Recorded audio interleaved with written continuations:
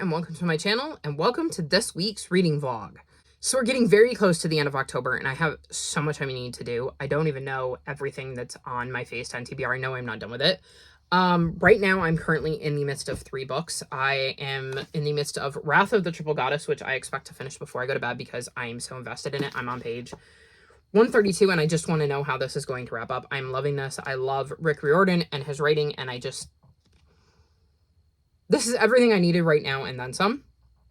And I know this is on my TBR for World Favorite Author. So this is a Phase 10 book. One that's not is For Love or Money, which is the next book in the Second Chance Cat Mystery series. I'm on page 143. So I'm making decent progress in this. This follows Sarah and her cat Elvis and some older friends who have dubbed themselves Charlie's Angels and tend to investigate crimes because they have like a private detective agency that they've set up.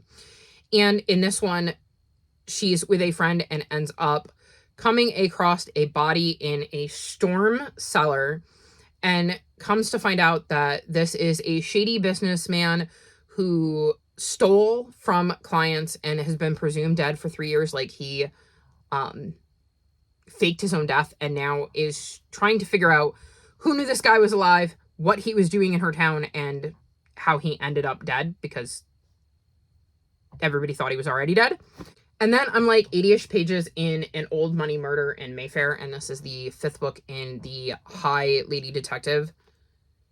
Society Lady Detective series, and we're following Olive in the 1920s, who is being a detective. A friend contacts her because she thinks her grandmother is worried about getting murdered and isn't quite all there. She ends up meeting the grandmother, finding out that the grandmother is totally fine and totally with it, and the grandmother kind of kicks her out. She ends up going and playing a party game only for somebody to end up dead.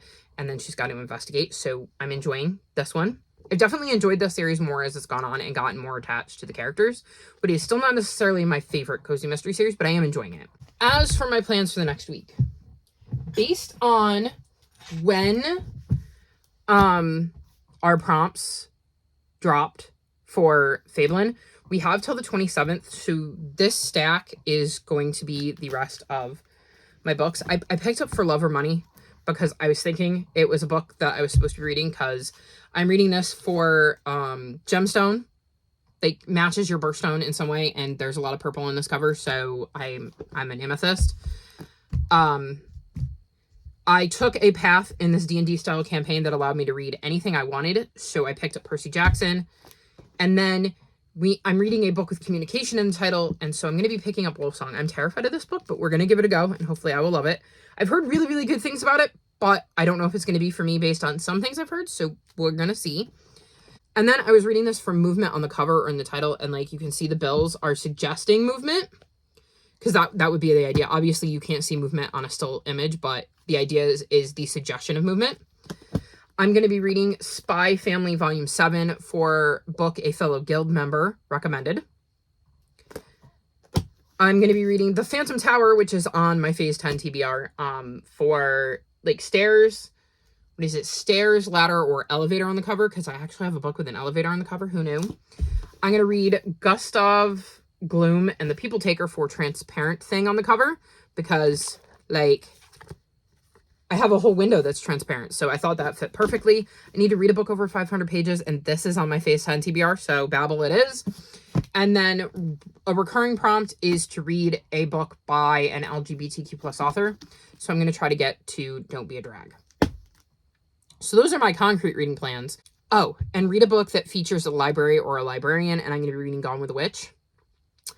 I think I also have a flicker of doubt on my TBR for Phase 10 that I kind of need to get to. Like, based on my page count, if I want to finish the entirety of my October TBR, I need to read more than just this in this vlog. So I think the only other book I can think of that's on my Phase 10 TBR that I haven't gotten to, that I haven't mentioned, was A Flicker of Doubt. So we're going to see.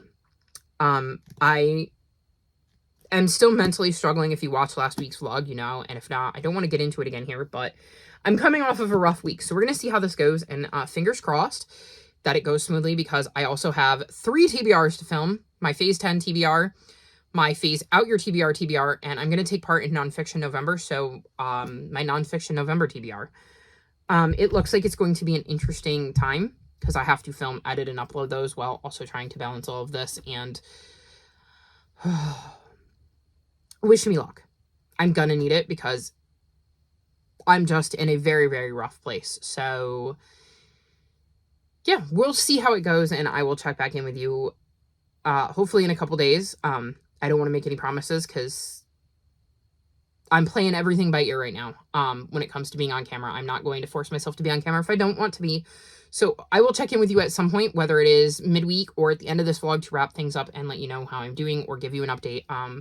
Again, I said this in the last video, but I'm going to say it again. Thank you all for being patient with me and accepting that some days I am not okay, that I have bad brain days or bad brain weeks, and that I do my best to get content out to you when I am mentally capable of doing so. And I appreciate everybody who is understanding of the fact that sometimes I have to put my mental health first and allows me to be open about the fact that sometimes my mental health isn't great. So thank you all for that. I have such a lovely bunch of followers that are so accepting and open and are willing to give me grace when I'm not at my best. So thank you. I'm going to go now because I feel like I'm getting emotional, and well, y'all don't need to see that. So I will hopefully see you soon and let you know how I'm doing. Keep your fingers crossed for me that I actually managed to get through a chunk of this.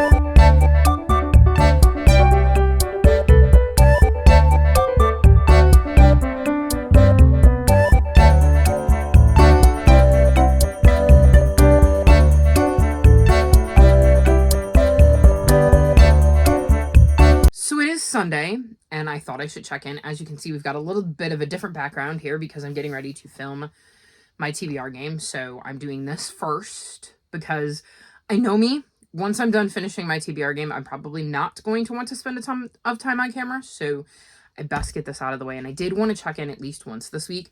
I know I'm going to be checking in like 36 hours, but at the same time, I'm trying to get back in the swing of things. I'm actually almost caught up with editing.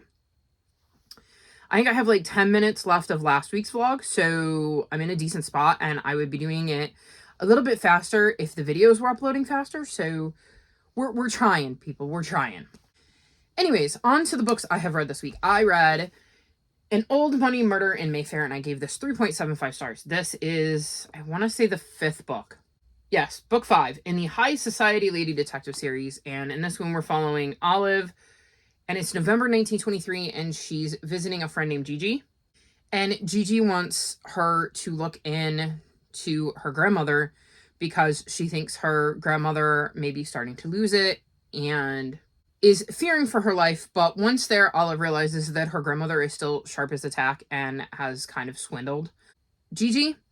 Unfortunately, her grandmother does end up dying, and Gigi definitely becomes a suspect. So now Olive is investigating, trying to figure out what actually happened to Grandma.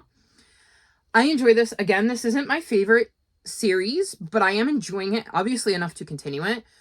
I'm very intrigued about where things left off with this one and how that's going to play into book 6, which is an ebook I own, but I do have the physical book out of the library because I've realized just because I own an ebook doesn't mean I can't request the physical copy if I can get my hands on it.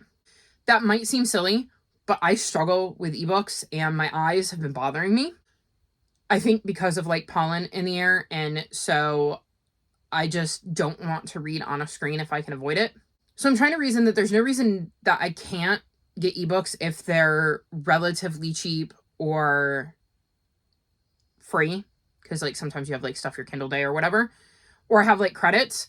But that doesn't mean that I have to actually read the ebook. It's just handy to have should I want it, should I want to reference something, should I maybe want to go back and reread it someday. I at least have a copy that I could refer to. I will say though, one of the benefits of ebooks that I have found is the ability to search.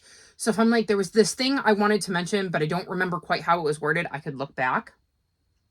So I do like having ebooks occasionally in that aspect. So very, very curious to see where this series goes. I thought the mystery in this one was interesting because, like I said, it started off with Gigi thinking her grandmother was, how is it worded?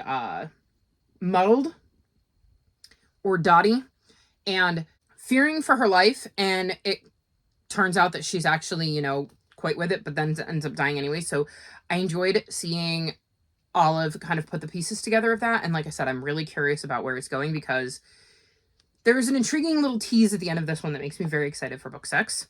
Then I finished Wrath of the Triple Goddess, which is book 7 in the Percy Jackson series, or book 2 in the senior year adventures of the Percy Jackson series, however you would like to look at it. And I gave this 5 stars. I love this. It was so much fun being back with Percy and Co. This book is set right before Halloween, so it was like perfect for the season. And it gave me those seasonal vibes I was looking for, but in a cozy, comforting read, which, given everything that's happened this month, I really, really needed. It was just so nice to be back with such a familiar world, familiar characters, beloved characters, and a beloved read. It made me chuckle, which was another thing I really, really needed. And I just had such an incredible time with this. I love this series. I cannot wait for book 3. Which I'm assuming is going to come out right around the same time next year. And I just, please, please, please, Rick Riordan, keep writing in this universe, because as much as I love the idea of you writing new stuff, I don't think I will ever get tired of hearing about adventures with the characters we've met through Percy and Camp Half-Blood and just the journey all of them have been on. So I love this. And it was everything I needed at exactly the right time. So still very, very much in love with the series and highly recommend it. If you haven't read it, you should definitely pick it up. Then I read Fur, Love or Money, and I gave this 4 stars. So I believe I was partway through this, and I definitely continued to enjoy it. It's another bit of a struggle because I went from really wanting to read cozy mysteries to not wanting to read them. So it was tricky, but this is a book in a long-standing series. I really do love Sarah and the relationship she has. There were a lot of twists and turns towards the end of this that I wasn't expecting that I did really end up enjoying. It's not my favorite book in the series, but I did have a good time with it, and I look forward to reading more books in the future. I would be curious to see at some point in the future, if I ever do a reread of the series, how this book hits when I'm in a different headspace, because headspace can make such a huge difference in your enjoyment or your disenjoyment of a book. Because sometimes a book comes at exactly the right time, and if you had read it at any other time, maybe you wouldn't have enjoyed it much. But because it came when it did, you enjoy it more because it was what you needed in that moment. And I think this suffers from being the type of book I needed to not read right now. But I did still enjoy it, so definitely still invested in the series, and can't wait to see what Sarah and Elvis get up to in the next one, whenever that comes out. Then I read a book I was a little bit nervous about, and that's Wolfsong, and I gave this 4 stars. So the reason I was worried for this is I saw, the Green Creek series is for adult readers. So as much as I've loved The House in the Cerulean Sea, In the Lives of Puppets, and Under the Whispering Door, there we go, I was worried about this one because this one obviously was, went into it believing it was going to have spicy scenes, and that's why it was intended for adult audiences. So even though his other books are adult novels, they don't have that kind of spicy scenes in them. And it definitely did, which brought my rating down. So this book follows Ox, and he's been through a lot in life. His dad was a jerk to him and left him and his mom. He's kind of had to be the man of the house, even though his father had him believing he really wasn't worth much. And then the Bennetts move back in next door, and 11-year-old Joe takes an immediate shining to him. And at this point in time, Ox is 16. And Joe brings him home. He immediately forms a bond with the family and soon learns they're shapeshifters. They are able to turn into wolves. And of course, this changes his life forever in ways that he can never even imagine. And it starts with seeing that their relationship grow, his bond with the family grow, and how important this family becomes to him, and vice versa. And then at the age of 23, something happens that completely tears everything apart, destroys this kind of beautiful life he's built for himself, and kind of everything changes. There's a romance between Joe and Ox, and I don't think that is a major spoiler because I believe everybody kind of knows these are fantasy romance. And that also was part of my rating. And I don't think I can leave that out because obviously Joe met Ox when he was 11 and Ox was 16. So there is an age difference here. And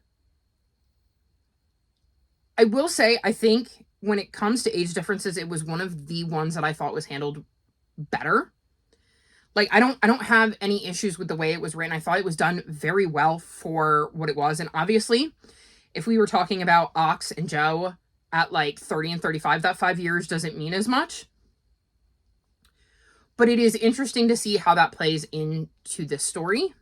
And I don't want to spoil that for you because I think you should kind of go on that journey on your own. But it is definitely a part of the story, and I wanted you to be aware if that's something you're not into, then you might not be into this. It is not a trope I usually like. Like I said, I wouldn't mind if it was a 30 and a 35-year-old, but usually when they're younger like that and there's an age gap, it can bother me. But again, I thought it was handled really well, and I can't really explain why without spoilers.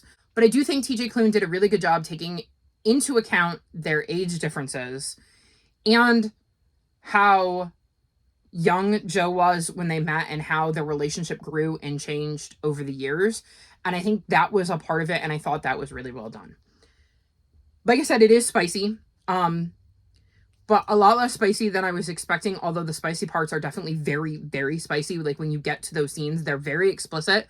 So again, keep that in mind if that's not something you like. And this is about werewolves, so there's a lot of talk of wolves and things one might do with wolves, and there is definitely violence in here, so another thing to keep in mind. But this was another book that had me laughing out loud. Like, literally, there is one scene in here that had me laughing to the point that I was wiping away tears. And again, I needed that. I needed that right now. And I fell in love with the Bennett family. I fell in love with their bonds. I love those, like, found family bonds, and Ox definitely became part of their family. Like, it was found family, and it is demonstrated in other ways throughout the story as well, this, like, idea of found family. And that is one of my favorite tropes ever. And so I really, really love that. I got very invested in the ties these characters had to one another and how they grew and changed throughout the novel. Because this, like I said, it starts with Ox at 16. And then a thing happens when he's 23. So we see him grow from 16 to 23. And then the book keeps going past that because that's not even like the climax of the book. That's like halfway through the book. So I thought it was fun seeing the span of these years and how these characters grew and changed over the years. And I really, really did enjoy this. And I'm very, very glad I gave it a chance.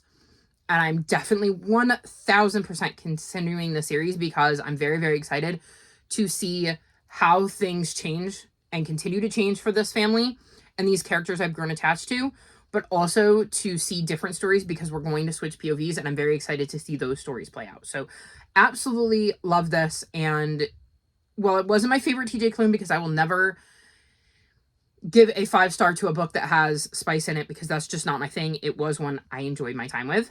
Then I read Gustav Gloom and the People Taker, and I gave this 4 stars. This follows a young boy named Gustav, and he lives in this kind of dreary house. And then one day, a new family moves in across the street, I believe. Yes. And he meets Fernie. And it's Fernie, her sister, and her dad. She does have a mom, but her mom is off adventuring. Like, her mom is brave and just bold and likes to explore. Her dad is really into safety and being safety conscious and self-aware and is aware of all the ways somebody could get hurt. So she has these 2 very, very different parents, and it leads her to not being as scared of Gustav's house as she could be. And one night shortly after they move in, her cat makes its way across the street and into Gustav's house, and she follows him, and once there finds herself kind of trapped in his house of shadows and is being chased by somebody called the People Taker. And she realizes just why Gustav looks so gloomy. And I really enjoyed this. I thought it was fun. I thought it was spooky in a way that, like, would have been perfect for me as a middle grader. Like, this is the kind of book that would have given me the right kind of spook at that age. I don't know that it was as spooky now, but it was definitely something that I would have found spooky when I was the target audience. I like the relationship between Gustav and Fernie and how that kind of develops. I liked learning more about Gustav's life and how he ended up in this house with the People Taker and how that kind of came to be. And I'm very, very curious about the rest of the series because I've grown kind of attached to these characters, and I'm curious to see where things go with Fernie and Gustav and how things progress from there, because there were a lot of intriguing things in here that I would like to explore some more. So definitely a series I'm going to continue. Then I read Gone with the Witch, and I gave this 4.25 stars. So this series follows Josie, and in the first book, she ends up moving to this town in Oregon where she's kind of hiding out because she witnessed some, like, fraud or something that was happening in a company, and she's, like, hiding out because she doesn't want the higher-ups to find her because they could take her out or something like that. But she ends up becoming a librarian and learning she's a witch, and ends up falling in love with this town and choosing to stay even after everything wraps up with that case. And in this one, remains are found under, I think it's like an old blackberry bush. No, it's an outhouse covered in blackberry vines. That's where I'm getting the blackberry vines from. And nobody knows where they came from, how they got there. And there is an older woman in town named Helen who would like them to be tested to see if they are her husband's remains, because her husband disappeared one day years and years and years ago, and she's never heard from him since. Unfortunately, it's not a match, and she's really upset until she sees a game show where one of the contestants she swears is her husband. So Josie gets in touch with this game show and asks the man if he would put Helen's mind at rest and prove that he's not her missing husband, and he kindly agrees to come to town to prove that, and then ends up dead. And Josie ends up looking into this death, and in this one, she gets the help of Sherlock Holmes. He actually comes out of the books due to her magical abilities and starts to try to help her put the pieces of this crime together and start to solve things, because there are definitely some fishy things happening that are making her think that something suspicious is going on, and she wants to get to the bottom of this. It took me a second to replace who everybody was, because it has been a bit since I've read a book in this series, but once I did, I was invested.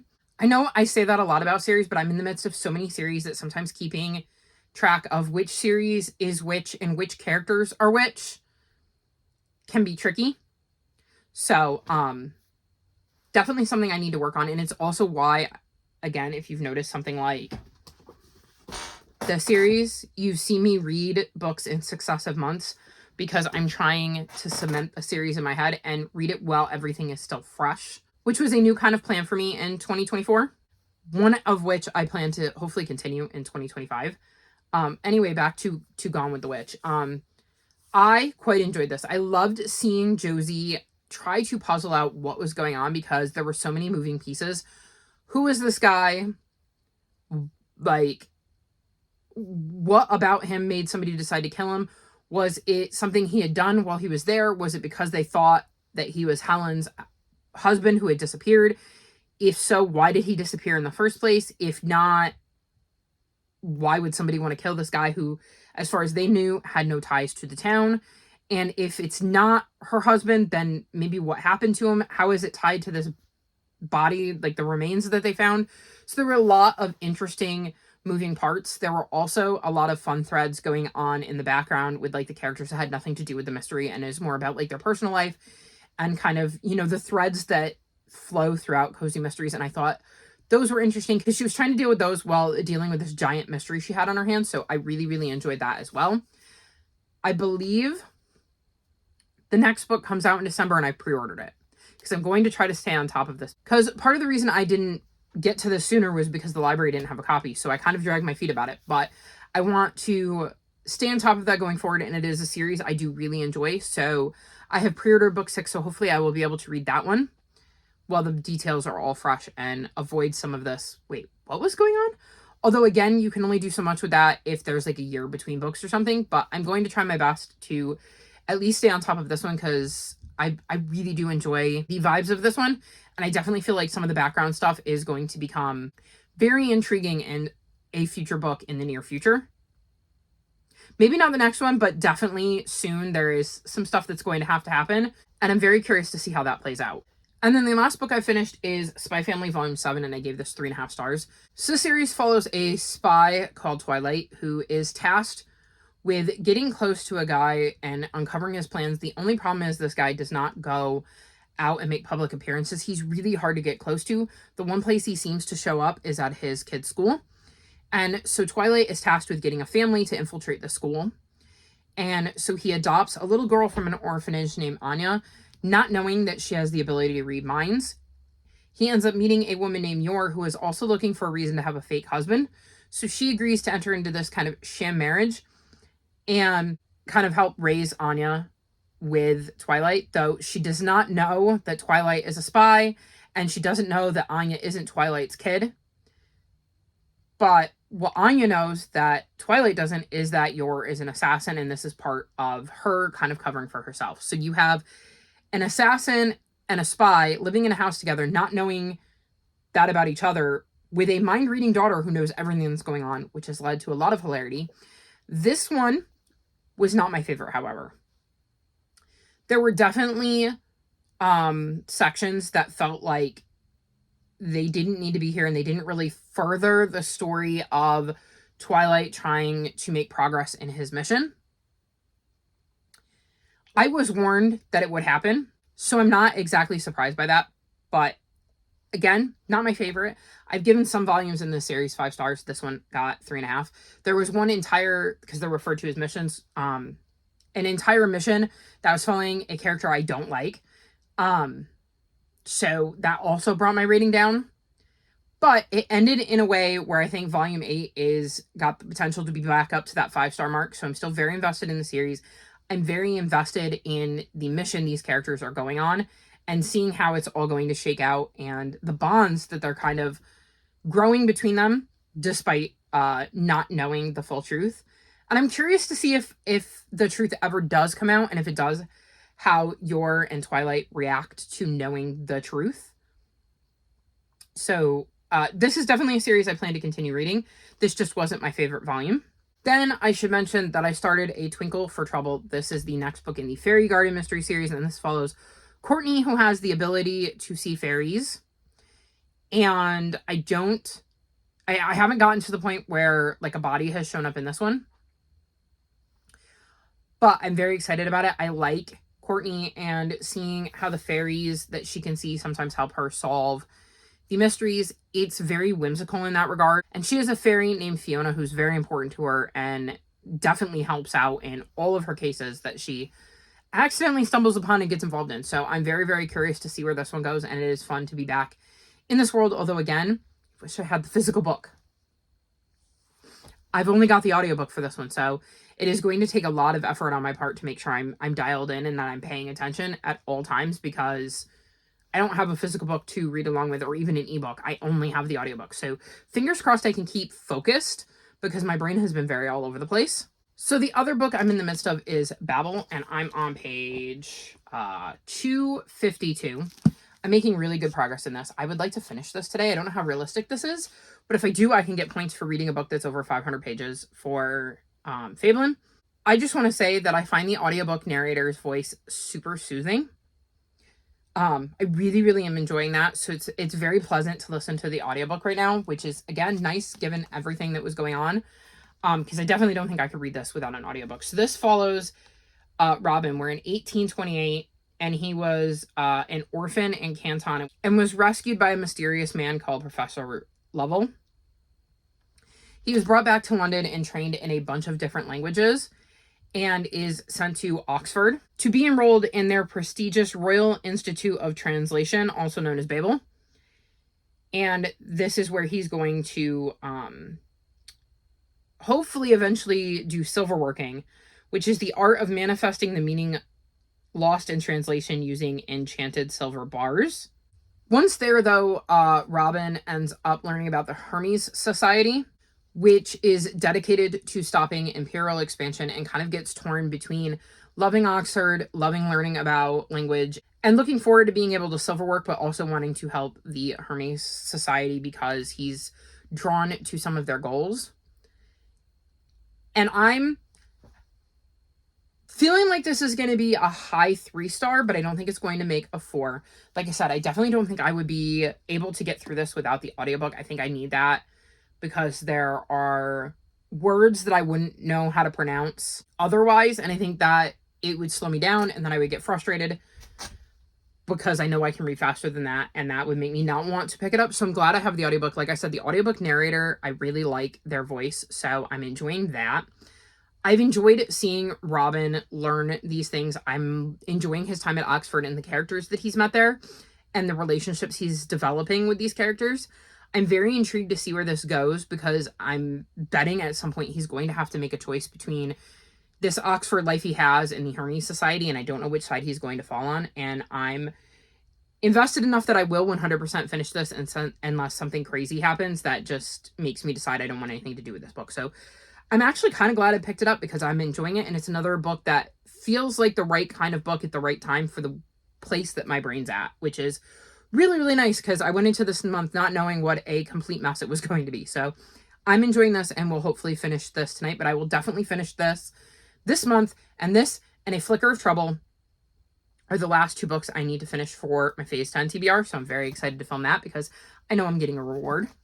And then the last book I need to mention is The Phantom Tower, and I am on page 57, and I am DNFing this.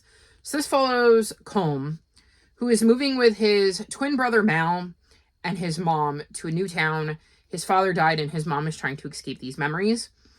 And they end up in the, what is it called? Brunhild Tower. And it's definitely a bit quirky. Like, for instance, the elevator doesn't have a button for the 13th floor. At least, not always. Sometimes. And I have decided to DNF this, because I cannot handle the violence between Colm and Mal. There are so many scenes at 57 pages in where they're talking about hitting each other, and I don't like it.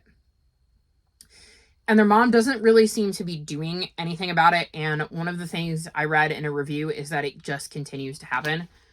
Like, somebody mentioned they're in chapter 12. I'm only just starting chapter 8, and it's still happening, and it makes me not like either one of the characters, and I'm not getting invested in the story.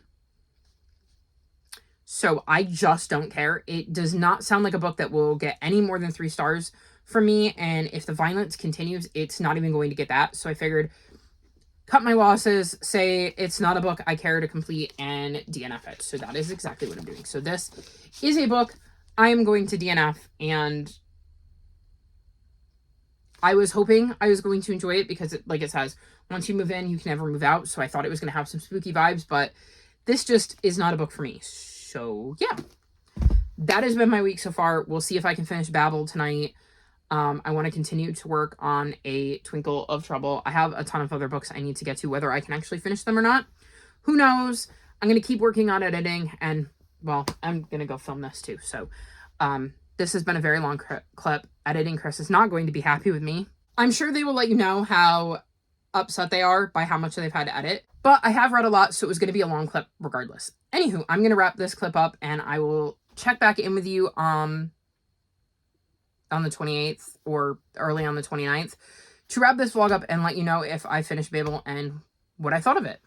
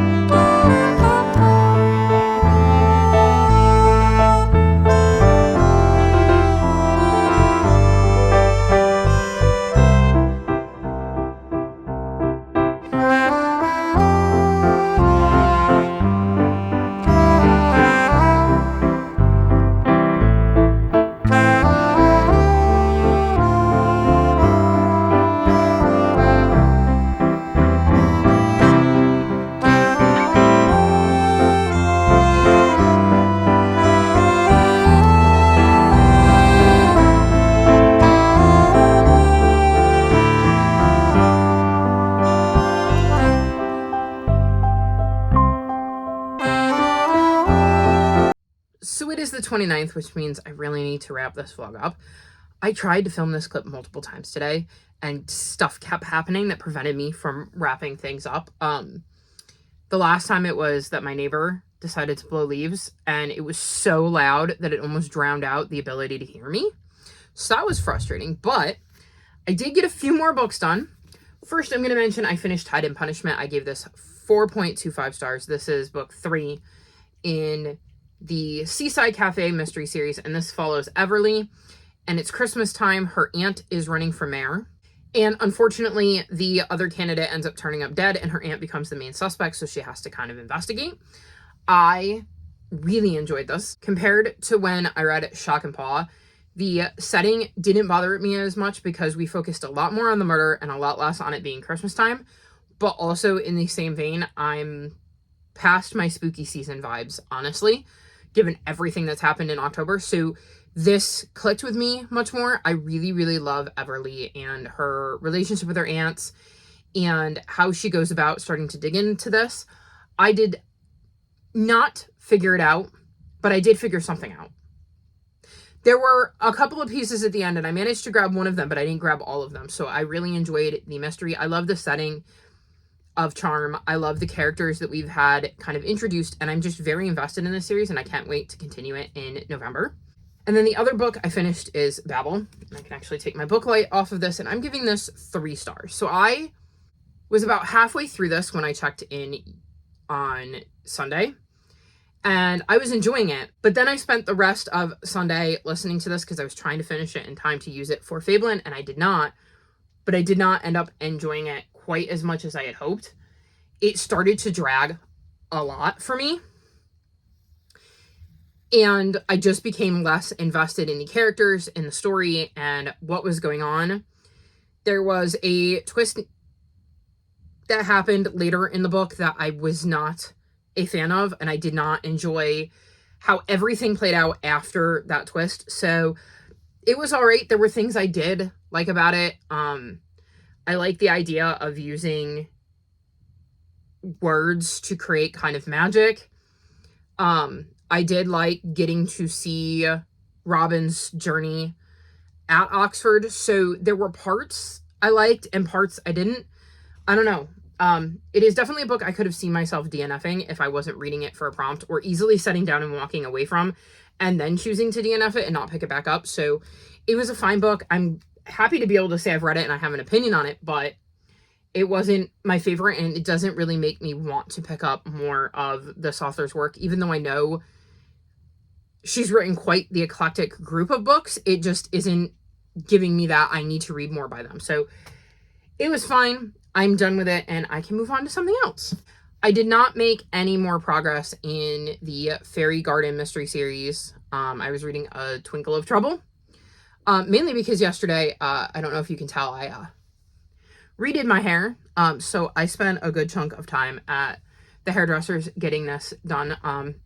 I went in not quite knowing what I wanted, just that I wanted blues and purple. So what we did was we put purple on the top, and then the underneath layer is blue, and I think it's come out really, really cool and creates a lot of really, really cool effects. So very happy with that. I did, however, at the very end of the day, manage to squeeze in a few chapters of The Griffins of Castle Carey. I got to page 62, and this follows 3 siblings who are going to visit their aunt, and spooky stuff is going to happen. You have a younger sibling who's like 5, and I can't think of her name, and then her older siblings who are like 10 and 11.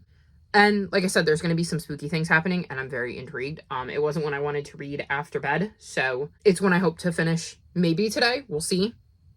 Today has not gone at all according to plan, but I'm reading it for Fablen because I need to read a book with 3 or more people on the cover, and 1, 2, 3. So it works perfect for that. Anywho, that was the end of my week. I managed to film my TBR. It's there. You can't see it. It was interesting. I'm caught up on vlogs, except for this one. So there's also that, which makes me very, very happy. And yeah, not a bad week, given everything that's been going on, to be able to be caught up in vlogs and editing, working to get my TBRs out, and doing some reading. So we'll see where next week goes. Fingers crossed. I say next week, like the next vlog is going to be next week when it's only going to be the end of October, but fingers crossed that those last 3 days are really productive for me, including this one. So yeah. Anywho, I'm going to wrap this vlog up because I don't want to make editing Chris any more mad than they already are. All of my social media is linked in the description below if you'd like to come chat with me. If you've made it this far in the video, leave me castle emojis, like this video, and subscribe to my channel, and I will talk to you next time. Bye!